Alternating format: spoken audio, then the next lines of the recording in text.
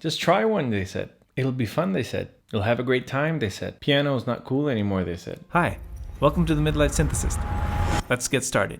So I was looking at my stuff the other day, and I started wondering just how the hell did I get here? So I thought I'd make a video to all my synth brothers and sisters out there, especially the ones that are just starting out. Things I wish I knew before I got into hardware synths. Here goes. First off, they are highly addictive.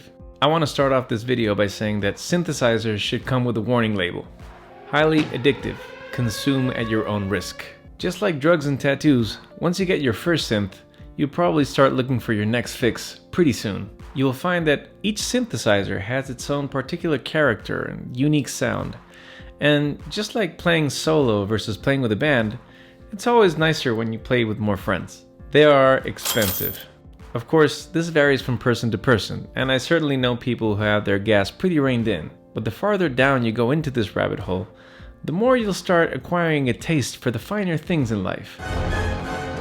Your sound standards will become increasingly high, sometimes unreasonably so. Just like with a refined palate, your ear starts getting trained and it gets pretty picky. You might even become an audiophile or a snob. And that usually means that you'll start looking for your next high-quality audio fix in pretty high-up spaces, severely damaging your bank account in the process. You may end up spending as much money, if not more, on the peripherals and accessories. I remember the first time that I bought a motorcycle.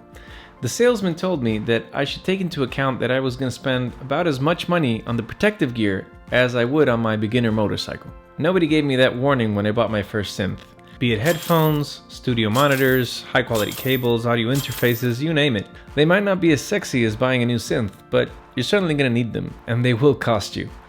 Also, what's the point of listening to a $1,000 synth on $20 headphones? Just doesn't make sense. As your synths get bigger and badder, so should your cables, your monitors, your headphones, etc. It's all about maintaining the sound quality throughout your whole signal path. Remember, what you're hearing and what you're recording will only be as good as the weakest link in your audio chain, so try not to skimp as much on the small things. Not all synths need a keyboard. You know, when I was first starting out, there was just something weird and off about the way that modular or desktop synths looked. It was like, I don't know, a car without wheels or something. It just didn't look natural. Coming from a piano, I sincerely thought I would never buy one of those. Boy, was I wrong. Desktop or modular synths are just an amazing alternative for the multiple synth hoarder. First of all, it is so much more fun and way easier to have multiple synths hooked up to just one keyboard routed to multiple MIDI channels, like on the OG keystep. Some of the best times I've ever had while jamming and creating music has been with that setup hooked up to a looper. You just come up with ideas while changing MIDI channels on the fly, so everything's really intuitive and fast. Also, you only have two hands, right? So you can't really play 15 keyboards at the same time. This type of synth will also have the benefit of saving you huge amounts of space in your studio and generally costing a lot less than their keyboard counterparts. You don't need every single synth. Beware of going synth crazy, also known as gear acquisition syndrome or GAS. Start small, learn what you have well, master it, and only then move on. Believe me, you can make much more progress on one synth that you know really well than on 10 synths that you don't. And this is something that I think most of us are really guilty of at least once in a while, is just hoarding much more synths than we can really cope with. And I say this from experience as a recovering synth junkie.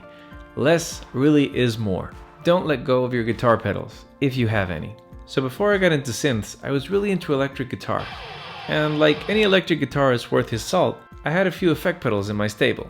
And some of them were actually pretty decent, if I do say so myself. The thing is, I started selling them off to finance this new synth hobby. Don't do that. No. Don't make the same mistake that I did. If there is something that can take a mediocre synth and make it sound amazing, it's a really good delay or reverb pedal. So hang on to those for a while. Of course, some pedals will work on synths better than others, and you might want to check out the internet forums on this. But believe me, guitar pedals and synths go together like peanut butter and jelly. Piano playing and synth playing are a completely different set of skills. Now, this is some great news for people who are interested in synths, but might be intimidated or put off by the piano playing aspect of it. Thankfully, I found that even though piano playing is certainly helpful, it's not necessarily a requirement for the aspiring synthesist. First of all, in the world of synthesizers, you often rely heavily on sequencers. Now, this is a great thing because even though you might not technically be able to play out a melody or a song, you can still make the music that you have in your mind by programming it into a sequencer or a DAW. And that in itself, I think, is a beautiful thing. That means that anyone can make music, regardless of their technical skills. And secondly, when you start playing synths, you'll find that most of the fun will be had with one hand on the keys and the other tweaking the knobs and the faders. If you don't believe me, check out Lisa Belladonna. That's just the best example I can think of someone truly gifted at actual synth playing. If you're really into hardware, you're gonna need room. Lots of room. If you look around on YouTube for fellow synthesists, you'll find we have something in common. A serious hoarding problem and a room full of synths. There's not a lot to do about it, really. Eventually, these things do take over your life and your living space. Just make sure that your significant other is aware of this change in you, so you don't end up living with your synths under a bridge. Finally, and perhaps the most important part of this whole video, don't get so obsessed with synths that you stop making music. Personally, I struggle with this last point quite a lot, especially every year where there's just an avalanche of new and exciting gear.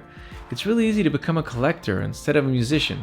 So before drooling over the next piece of gear that you're gonna buy, how about asking yourself, when was the last time that really jammed my ass off? So I guess it's not a bad thing to stop once in a while and remember why you got into this in the first place. For me, it's an out-of-body experience every time I put those headphones on and just space out. Ground control to Major Tom. Tell me in the comments what things you wish you knew before you got into this. I'd love to know why you make music, what you're looking for, what you find here. I hope this video was helpful, or at least entertaining.